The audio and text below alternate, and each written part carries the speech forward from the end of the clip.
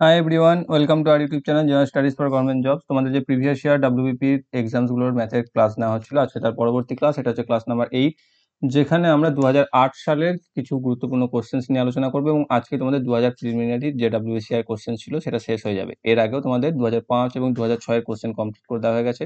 তো যারা যারা এখনো প্রিভিয়াস ক্লাসগুলো দেখোনি তারা ডেসক্রিপশন বক্সে প্লেলিস্ট লিঙ্ক দেওয়া থাকবে, সেখান থেকে গিয়ে দেখে নেবে। আজকে আমরা ডাব্লিউবিএসআই প্রিলিমিনারি 2008 এর শেষ 13টি অঙ্ক নিয়ে আলোচনা করব। তো এই ভিডিও সংক্রান্ত তোমাদের ইনফরমেশন এবং পিডিএফ এর জন্য তোমরা আমাদের টেলিগ্রাম চ্যানেল জবস কি একাডেমি, ফেসবুক পেজ জবস কি একাডেমি এবং Facebook group general studies for government জবসে জয়েন করে যাবে। সেখানে ভিডিও রিলেটেড ইনফরমেশন এবং তথ্যাদি দেওয়া হয়, তার সাথে সাথে গুরুত্বপূর্ণ যে সমস্ত পিডিএফ গুলো আমাদের দেওয়া হয়ে থাকে সেগুলো তোমাদের টেলিগ্রামে আপলোড করে দেওয়া হয়ে থাকে। তো আজকের প্রথম কোশ্চেন দেখো, 2008-এর প্রিলিমিনারি ডাব্লিউবিপির প্রথম একটা কোশ্চেন রয়েছে যে 1/1 × 2 plus 1/2 × 3 plus 1/3 × 4 dot dot dot এইভাবে 1/9 × 10 এর সরলতম মান কত। তো এটা যদি আমি প্রথমে তোমাদেরকে বুঝিয়ে দিই, তারপর দেখবে কিভাবে এটা শর্টকাটে তোমরা করতে পারবে। অর্থাৎ এটা রয়েছে তোমাদের 1/1 × 2 plus 1/2 × 3 plus 1/3 × 4 plus 1/4 × 5 plus 1/5 × 6 plus 1/6 × 7 plus 1/7 × 8 plus 1/8 × 9 plus 1/9 × 10। Total এতগুলি রয়েছে, সেটা মাঝখানে দেখো ডট ডট দিয়ে দিয়েছে, কারণ এগুলো তোমাদের করতে গেলে জানার প্রয়োজন নেই যদি তুমি অঙ্কটি জেনে থাকো। তো আমি প্রথমে জানানোর জন্য তোমাদের অঙ্কটি পুরোটি টুকলাম। তো এবার দেখো 1/1 × 2 এটাকে আমরা একটা ফর্মে লিখতে পারি কিভাবে, যে 1/1 মাইনাস 1/2। দেখো এটা যদি লিখি, এটা থেকেও তুমি 1/2 পেয়ে যাবে। দেখো গুণ করলে তো এখানে 1/2 আসতো, তো 1/1 মানে হচ্ছে 1, আর 1 থেকে হাফ বাদ দিলে 1/2, তাহলে এইটা সমান, তাহলে প্লাস, তারপরে দেখো 1/2 × 3 রয়েছে, এটাকে তুমি এটা লিখতে পারো 1/2 মাইনাস 1/3। তাহলে দেখো এই 3 আর 2 এর লসাগু হয়ে যাবে 6, আর উপরে পড়ে থাকবে 1, তাহলে 1/6। এইটাতে তাই আসছে একই সেম মান।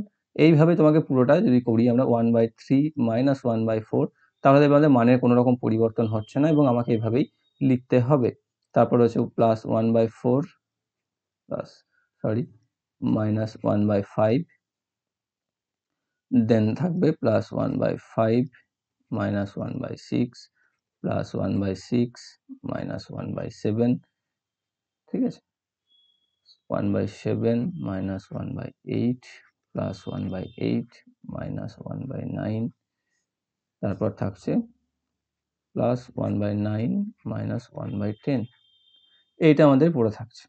তাহলে এবার এখান থেকে যদি দেখো এটাকে পুরোটা ভাঙি, তাহলে কি থাকছে দেখো, 1/1টা থাকলে এখানে মাইনাস 1/2, আর এখানে প্লাস 1/2 কেটে যাবে, এভাবে 1/3 1/3 1/4 1/4 1/5 1/5 1/6 1/6 পুরোটি সবগুলি দেখো তোমাদের এখানে কেটে যাচ্ছে এবং পড়ে থাকছে লাস্টে 1/10। তাহলে পড়ে থাকছে কি 1/1 মাইনাস 1/10। এটা যদি বিয়োগ করি আমরা, তাহলে বিয়োগ পেয়ে যাব 10 মাইনাস 1 সমান 9/10। তাহলে আমাদের উত্তর কত পেলাম, 9/10। ওকে, তো এবার এটাকে তুমি যদি শর্টে করো, এটা তোমাদের মেথড যেটা আমি বলে দিলাম, সেটা হচ্ছে মেথড কিভাবে আসছে। এবার তোমরা পরবর্তীতে যখন করবে তখন কি করবে, এখানে 1/1 × 2 রয়েছে, তো প্রথমে তুমি 1/1টাকে রাখবে এবং সবার শেষে রয়েছে দেখো 1/9 × 10, তো এখানে 1/10, এই দুটোর মধ্যে বিয়োগফল যেটা হবে 10, যেটা সেটাই হচ্ছে উত্তর, যেটা আমি পেয়ে যাচ্ছি 9/10। তো জেনে যদি থাকো তাহলে তোমরা ডিরেক্টলি এক চান্সে এইভাবেই করতে পারবে, তোমাদের অত টোকারও প্রয়োজন নেই, কিছু নেই, কিন্তু তোমাকে ফার্স্টে জানতে হবে জিনিসটা কিভাবে আসছে। সেটা তুমি এই দুটো তিনটে থেকেই দেখতে পেয়ে যাবে। তো পুরোটা না টুকলেও তোমরা করে ফেলতে পারবে। তো এই হিসাবে আমরা অপশন বি হচ্ছে এটি সঠিক উত্তর। নেক্সট অঙ্ক দেখো, 48 two the power minus 2/7 into 16 to the power minus 5/7 into 3 to the power minus 5/7 equal to কত। তো এটা অঙ্কটা আমরা কিভাবে করব, এটা আমি এখানে টুকে নিই একটু। 48 two the power minus 2/7 into 16 to the power minus 5/7 into 3 to the power minus 5/7। তো এখানে এই যে 48 রয়েছে, এই 48টা আমাকে ভাঙতে হবে। দেখো এখানে কি কি রয়েছে, 16 আর 3, এই 16 3 16 48 হয়ে যাচ্ছে। তো সেই হিসাবে আমি এখানে ভেঙে দেব যে 16 to the power minus 2/7 into 3 to the power minus 2/7, তাহলে দেখো 48 3-এ 16 আর 3 বা 16 আর 3-এ গুণ করলে 48 পেয়ে যাবো। আমার একই থাকছে, তাহলে এই মানটিকে আমি এই দুটোতে ভেঙে দিলাম। ভেঙে দেওয়ার পর বাকিটা তুমি লিখে দাও, 16 to the power -5/7 into 3 to the power -5/7। এবার দেখো সদৃশ যেগুলো রয়েছে, অর্থাৎ 16 টু দি পাওয়ার -2/7 আর এখানে 16 টু দি পাওয়ার -5/7, অন্যদিকে এখানে 3 টু দি পাওয়ার -2/7 আর এখানে 3 টু দি পাওয়ার -5/7। তো এই দুটো ফার্স্টে এইটা আর এটাকে যোগ করে দাও, যোগ করলে গুণ করে দিলে কি পাবে তোমরা? আমরা এখানে পেয়ে যাবো 16 টু দি পাওয়ার -7/7, কারণ উপরে এইটা -2 আর এখানে এই -5টা যোগ হয়ে যাবে। ওকে, ইন্টু 3 টু দি পাওয়ার -7/7, এইটা আর এইটা, এই দুটো মিলে। ঠিক আছে, তাহলে আমি উভয় থেকে পেয়ে যাচ্ছি। দেখো এবার 7 7 কেটে যাবে, পড়ে থাকবে -1, এখানেও 7 7 কেটে থাকবে, পড়ে থাকবে -1। তাহলে কি পাচ্ছি আমরা? 16 to the power -1 into 3 to the power -1। তো এটাকে আমরা কিভাবে লিখতে পারি? 1 বাই দিয়ে, অর্থাৎ 1/16 ইন্টু 1/3 ইকুয়াল টু 1/48। তাহলে অপশন বি হচ্ছে এটির সঠিক উত্তর, যে 48 two the power -2/7 into 16 to the power -5/7 into 3 to the power -5/7 equal to হচ্ছে 1/48। অপশন বি হচ্ছে এটির সঠিক উত্তর। নেক্সট অঙ্ক দেখো কি রয়েছে, 10 two the power x equal to half বা 1/2 হলে 10 two the power -8x equal to কত? এটা আরো সোজা অঙ্ক তোমাদের। দেখো এই অঙ্কগুলো দেখে আমরা ভয় পাই, কিন্তু অঙ্কগুলো মোটেও কঠিন নয়। এটা কি রয়েছে? 10 টু দি পাওয়ার -8x, এটাকে আমি এটা লিখতে পারি না, 10 টু দি পাওয়ার x -8 লিখতে পারি তো। কারণ আমরা এইভাবে লিখতাম না, অনেক সময় দেখবে 2 টু দি পাওয়ার 4 যদি থাকতো, তাহলে 2 স্কোয়ার এর স্কোয়ার, এটা আমরা লিখতাম। ঠিক সেরকম ভাবে আমি এখানে লিখে দিলাম। এবার 10 টু দি পাওয়ার x এর মান দেখো আমাদের এখানে দেওয়াই আছে। 10 টু দি পাওয়ার x মান কত দেওয়া আছে? 1/2। তাহলে আমি লিখে দাও 1/2 টু দি পাওয়ার -8। তাহলে -8 মানে 1 টু দি পাওয়ার -8 2/-8। তো এটাকে আমরা কি লিখতে পারি? তাহলে 1 টু দি পাওয়ার এবার -8 যেহেতু রয়েছে, তো ওপরে যেহেতু 1 রয়েছে, তো এটাকে তুমি আবার উল্টে যদি দাও তাহলে চলে আসবে 2 টু দি পাওয়ার 8, মানে হচ্ছে 2 টু দি পাওয়ার 8 কে যদি আমরা গুণ করি তাহলে হচ্ছে 256। ঠিক আছে, তাহলে কি পেলাম আমরা? 10 two the power x equal to half হলে 10 two the power -8x equal to হচ্ছে 256। কিভাবে পেলাম আমরা? প্রথমে এই 10 টু দি পাওয়ার -8x যেটা রয়েছে সেটাকে আমরা এইভাবে ভেঙে নেব। ভেঙে নেওয়ার পর আমরা 10 টু দি পাওয়ার x এর যে মান 1/2 রয়েছে সেটি বসিয়ে দেবো। বসিয়ে দেওয়ার পর আমরা পেয়ে যাচ্ছি এই ভ্যালুটা, এবং এই ভ্যালুটাকে আমরা উল্টে দেবো, যেহেতু এখানে -8 রয়েছে, তো উল্টে দিলে আমরা পেয়ে যাবো 2 টু দি পাওয়ার 8/1 বা 1 না থাকার সমান। তাহলে 2 two the power 8 equal to হচ্ছে 256। অপশন ডি হচ্ছে এটির সঠিক উত্তর। নেক্সট অঙ্ক, 1 - 1 প্লাস 2 - 2 প্লাস 3 - 3 প্লাস 4 - 4, এইভাবে 100 পর্যন্ত কত হবে? তাহলে এটা দেখো, প্রথমে এইটুকুতেই দেখে কি বুঝতে পারছো? দেখো এখানে +1 - 1 এই দুটো কেটে যাবে, +2 - 2 এই দুটো কেটে যাবে, এখানে থাকবে +3 - 3 এইটাও কেটে যাবে, তারপরে থাকবে +4 - 4। এইভাবে থাকতে থাকতে আমাদের 100 পর্যন্ত যাব। যদি 100 পর্যন্ত চলে যায় তাহলে কি পড়ে থাকছে? সবই কেটে যাবে, একদম A to Z পুরোটাই কেটে যাবে, এবং অপশন সি হয়ে যাচ্ছে এটি সঠিক উত্তর। তাহলে এটা তোমার দেখো করতেও হবে না, জাস্ট এখান থেকে দেখেই ঠিক ওই আগের অঙ্কটির মতো বলে দিতে পারবে যে অপশন সি হচ্ছে, যে 0 হচ্ছে এটির সঠিক উত্তর। নেক্সট অঙ্ক দেখো কি রয়েছে, এটা একটা রিজনিং টাইপসের ম্যাথ, যেটা রয়েছে 2, 5, 12, 27, 58 অ্যান্ড এক্স। তাহলে এক্স ইকুয়াল টু কত হবে? তো এখানে আমাকে কি করতে হবে? এই সিরিজটিতে কি সিকোয়েন্সে বাড়ছে সেটা আমাকে দেখতে হবে। প্রথমে দেখো 2 ছিল, তারপরে 5 হয়েছে, তারপর 12 হয়েছে, তারপর 27, তারপর 58, তারপর এক্স। তো আমাকে এক্স এর জায়গায় কি বসবে? এখানে অপশন দিয়ে দিয়েছে 91, 73, 121 এবং 116 বা 116। তাহলে এখানে কি রিলেশনে বেড়েছে আমাকে সেটা ফার্স্টে দেখতে হবে। দেখো 2 এর সাথে 5 এর কি রিলেশন? 2 গুণিত 2 প্লাস 1 সমান 5, এটা পেয়েছি। তারপরে 5 থেকে 12 কিভাবে হয়েছে? 5 গুণিত 2 প্লাস 2 সমান 12 হয়েছে। তার 12 থেকে 27 কিভাবে হয়েছে? দেখো 12 গুণিত 2 প্লাস 3 সমান 27 হয়েছে। সেম একই 27 ইন্টু 2 প্লাস 4 ইকুয়াল টু 58 হয়েছে। তাহলে এখানে কি হয়েছে? দেখো প্রত্যেকটিকে 2 দিয়ে গুণ হয়েছে এবং 1 যোগ হয়েছে, তারপরে 2 যোগ হয়েছে, তারপরে 3 যোগ হয়েছে, তারপরে 4 যোগ হয়েছে, মানে পরবর্তী ক্ষেত্রে 5 যোগ হবে। তাহলে কি আসবে? 58 ইন্টু 2 প্লাস 5, 52 ইন্টু 8 মানে হচ্ছে 116, 116 এর সাথে 5 যোগ করলে পেয়ে যাবো 121। অতএব অপশন সি হচ্ছে এটির সঠিক উত্তর। তাহলে সিকোয়েন্স ফার্স্ট আমাকে কি করতে হবে, রিলেশনসটা বার করতে হবে যে এদের মধ্যে কি রিলেশন এরা বাড়ছে বা ইনক্রিজ করছে, এবং সেই রিলেশনের ভিত্তিতে তার পরবর্তী নাম্বারটি কি হবে বা এক্স ভ্যালু কি আসবে। তো এখানে পেয়ে গেলাম আমরা কি, যে 121 হচ্ছে এটির সঠিক উত্তর। নেক্সট অঙ্ক, এটা যদি তুমি করতে যাও তো অনেক বড়, অনেক টাইম লস হবে, করতে তুমি পারবে না। তুমি যদি এইভাবে বর্গমূল করো তা নয় যে করতে তুমি পারবে না। 1 2 3 4 5 4 3 2 1, এটা যদি তুমি বর্গমূল করতে চাও তো করতে নিশ্চয়ই পারবে, যেভাবে আমরা নর্মালি শিখেছিলাম 2 2 2 2 করে বাদ দিয়ে, মানে প্রথমে 1 1 দিয়ে যাবে, এইভাবে করতেই পারো। কিন্তু এটা করাটা বোকামো, কারণ অনেক সময় নষ্ট হবে। কিভাবে হবে তোমাকে এটা দেখো একটা জিনিস, যে 1 1 ইন্টু 1 1 মানে হচ্ছে 11 বর্গ কত, 121। ঠিক আছে, এরপর এইগুলো তোমার একটা ট্রিক্স যেটা তুমি মনে রাখো। দেখো এখানে কি হচ্ছে, দুদিকে দেখো 1 আছে, মাঝখানে 2 আছে। এই দুইটা কি ইন্ডিকেট করছে, যে দুটো একের, অর্থাৎ 11। এখানে দেখো 11তে কয়টা এক রয়েছে, এককের ঘরে দশকের ঘরে দুটো এক, মানে মাঝখানে দেখো 2 রয়েছে, এটা বর্গ। এরপর তুমি যদি 1 1 1 ইন্টু 1 1 1 করো, তাহলে পেয়ে যাবে 1 2 3 2 1, এটা। তাহলে দেখো মাঝখানে কি আসছে, 3, মানে হচ্ছে এখানে তিনটে এক, মানে হচ্ছে 111। ওকে, তাহলে এখানে কি রয়েছে, এবার এই দুটো তুমি যদি করো বা এখানে তুমি দেখো জাস্ট, তাহলেই পেয়ে যাচ্ছ যে এখানে সবার মাঝখানে কি রয়েছে, দেখো 5। 5 মানে হচ্ছে যে সংখ্যাটার বর্গমূল এটা, বা এটি এই সংখ্যাটির বর্গমূল যেটি, সেটি কি হচ্ছে 5টা এক। 5টা এক কোন অপশনে রয়েছে, দেখো অপশন ডি। এটি হচ্ছে এটির সঠিক উত্তর। তোমাকে অঙ্কটা করার কোনো প্রয়োজনই নেই। আমাকে শুধু এরকম যদি নাম্বার থাকে যে 1 2 3 4 5 4 3 2 1, বা এরকমও যদি থাকতো যে 1 2 3 4 3 2 1, তাহলে এর বর্গমূল কি হতো, এখানে মাঝখানে কি রয়েছে দেখো 4, মানে হচ্ছে এইটা, এটা হচ্ছে এর বর্গমূল। অনুরূপভাবে যদি এটা থাকতো, তাহলে মাঝখানে কি রয়েছে 6, মানে এর বর্গমূল হতো 6টা এক, মানে যেটা আসবে সেটা 1,11,111। ঠিক আছে, তো এইভাবে আমরা এটা ট্রিক্সের সাহায্যে করে ফেলতে পারবো। এবং এখানে আমরা কি রয়েছে, মাঝখানে পেয়ে যাচ্ছি 5, অর্থাৎ অপশন ডি 5টা এক যেটা রয়েছে 11,111, এটি হচ্ছে এর সঠিক উত্তর। নেক্সট অঙ্ক দেখো, √2 1√3 and 4√4, বা কি তাহলে এর মধ্যে কি বার করতে বলেছে আমাকে, কোনটি বৃহত্তম, তাই তো, কোনটি বৃহত্তম। তো এখানে কি দেওয়া আছে, এটি, তারপরে রয়েছে। তো এইগুলোকে ফার্স্ট আমাকে কি করতে হবে, একই রকম দেখতে লাগবে সেরকম সংখ্যায় বা ফর্মে নিয়ে আসতে হবে। তো এটাকে আমি কি লিখতে পারি, 2⁻1/2।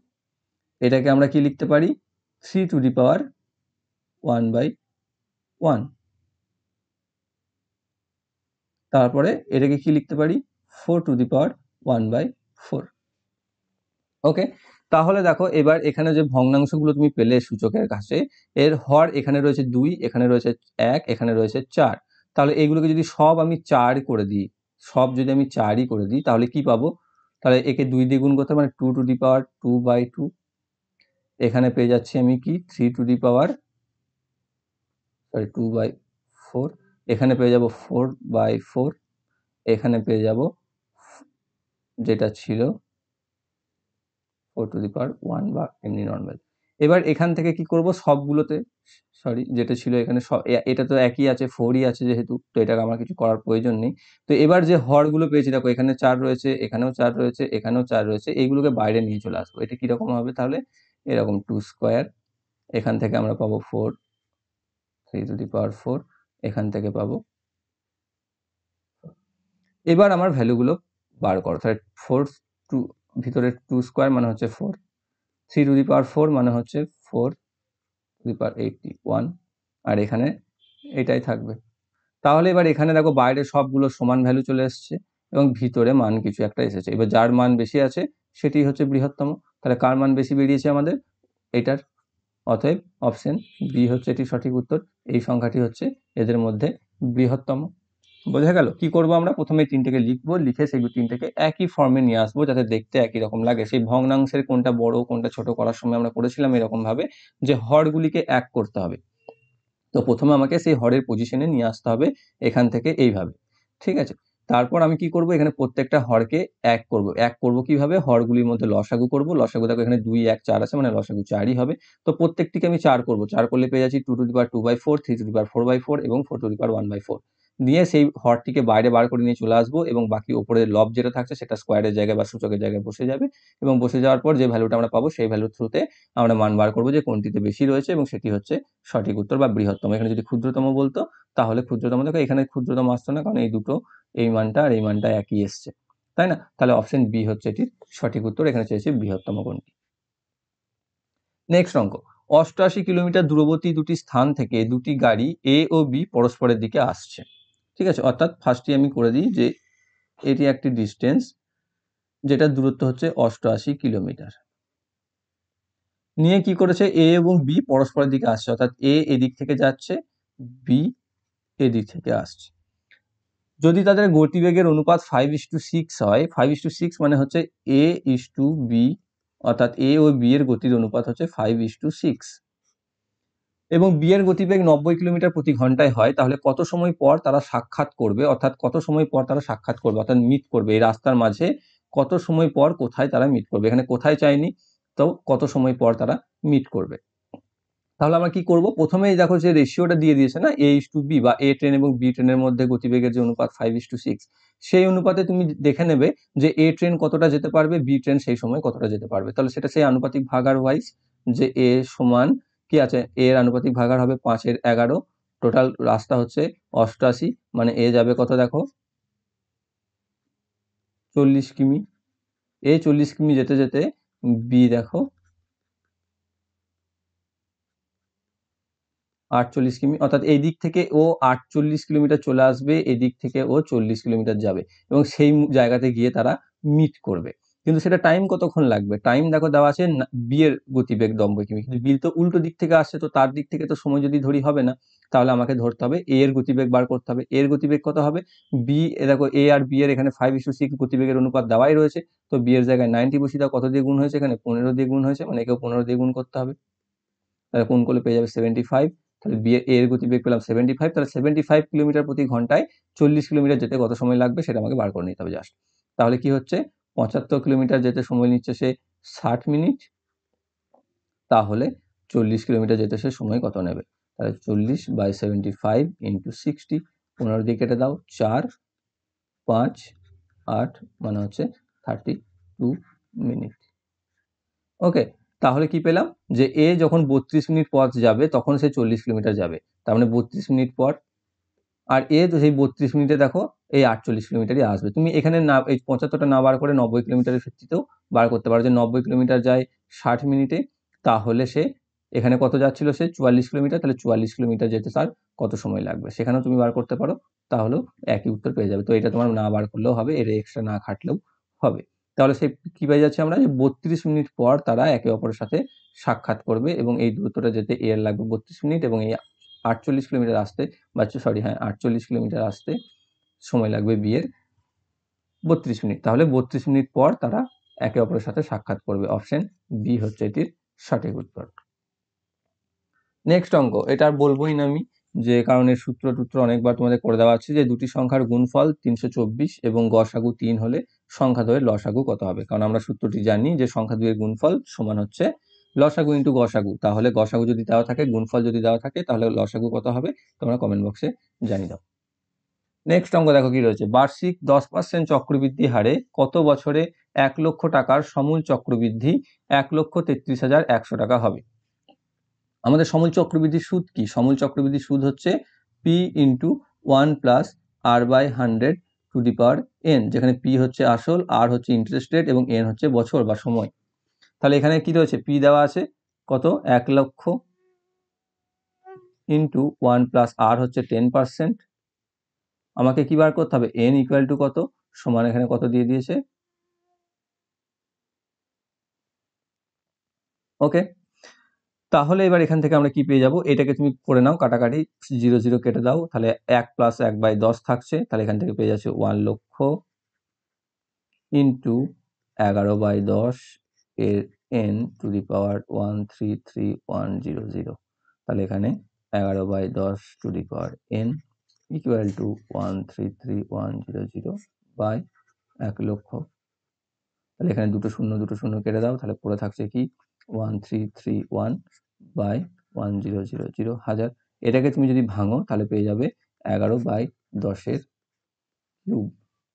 ওকে, তাহলে আমরা কি পেয়ে যাচ্ছি, দেখো এখানে এদিকেও 11/10 রয়েছে, এদিকেও 11/10 রয়েছে, কেটে দাও, তাহলে n ইকুয়াল টু কি পেলাম আমরা, n ইকুয়াল টু পেয়ে গেলাম 3।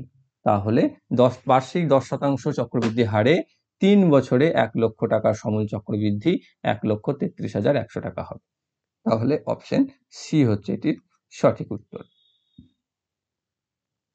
নেক্সট অঙ্ক, কোন শ্রেণীতে 50 জন ছাত্রের মধ্যে 25 জন বাংলা ও 16 জন হিন্দি নেয়, 12 জন ছাত্র কোনো ভাষায় রাখেনি।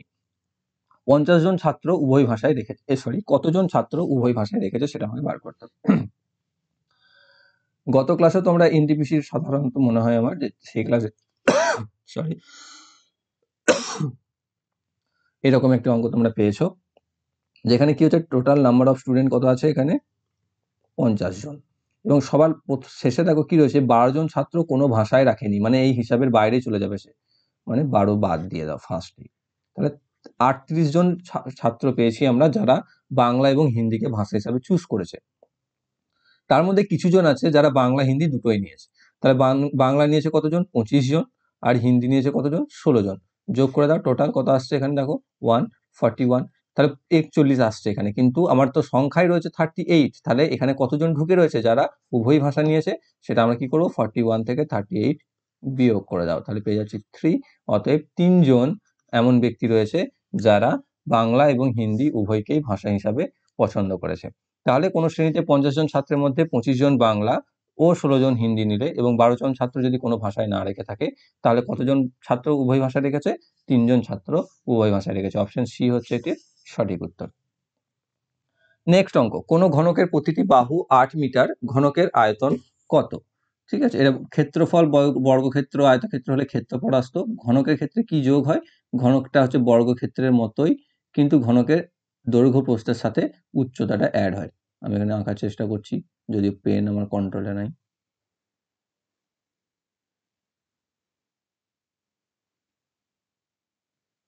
ওকে, তো এটা হচ্ছে ঘনক একটি, যার বাহুর দৈর্ঘ্য হচ্ছে 8 মিটার দেওয়া আছে। তাহলে 8 মিটার তার বাহুর দৈর্ঘ্য, অর্থাৎ এটাও হচ্ছে 8, তার হাইটও হচ্ছে 8, এবং তার প্রস্থ যেটা সেটাও হচ্ছে 8। তাহলে আমার এর আয়তন বার করতে হবে। ঘনকের আয়তনের সূত্র কি, ঘনকের আয়তনের সূত্র সমান হচ্ছে a কিউব, এ হচ্ছে বাহু, তাহলে এখানে বাহু দেওয়া আছে 8, 8 এর কিউব, 8 এর কিউব করলে কত হবে, 8 ইন্টু 8 ইন্টু 8 মানে হচ্ছে 64 ইন্টু 8, 64 ইন্টু 8,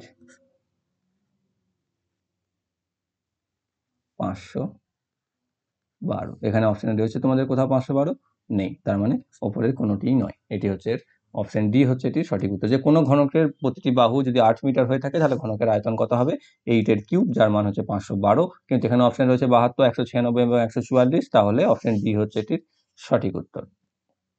নেক্সট এবং আজকে শেষ অঙ্ক দেখো কি রয়েছে, একজন মোটর আরোহী এ থেকে বি 20 কিলোমিটার প্রতি ঘন্টা এবং বি থেকে এ 30 কিলোমিটার প্রতি ঘন্টা গতিতে যাতায়াত করে, গড় গতি কত তার? 50 কিলোমিটার প্রতি ঘন্টা, 24 কিলোমিটার প্রতি ঘন্টা, 25 কিলোমিটার প্রতি ঘন্টা, নাকি 26 কিলোমিটার প্রতি ঘন্টা?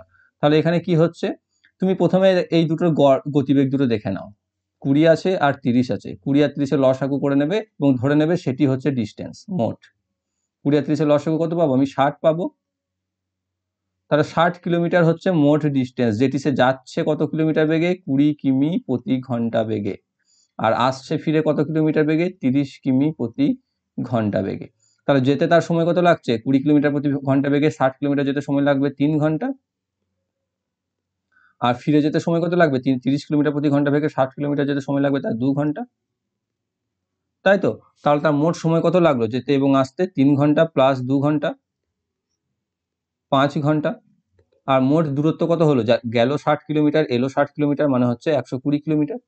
তাহলে 120 কিলোমিটার গেল 60 ঘন্টায়, তাহলে আমি গড় গতিবেগ পেয়ে যাব, ভাগ করে দাও, মানে হচ্ছে 24 কিলোমিটার প্রতি ঘন্টা। ওকে, অপশন বি হচ্ছে এটির সঠিক উত্তর। তাহলে একজন মোটর আরোহী এ থেকে বি 20 কিলোমিটার প্রতি ঘন্টা গতিতে এবং বি থেকে এ 30 কিলোমিটার প্রতি ঘন্টা গতিতে যদি যাতায়াত করে থাকে, তাহলে তার গড় গতি হচ্ছে 24 কিলোমিটার প্রতি ঘন্টা। এটার আর একটা মেথডে তুমি করতে পারো যদি তোমার এটা অপছন্দ হয়ে থাকে তো, বা কঠিন মনে হয়ে থাকে, মনে হবে না আশা করছি।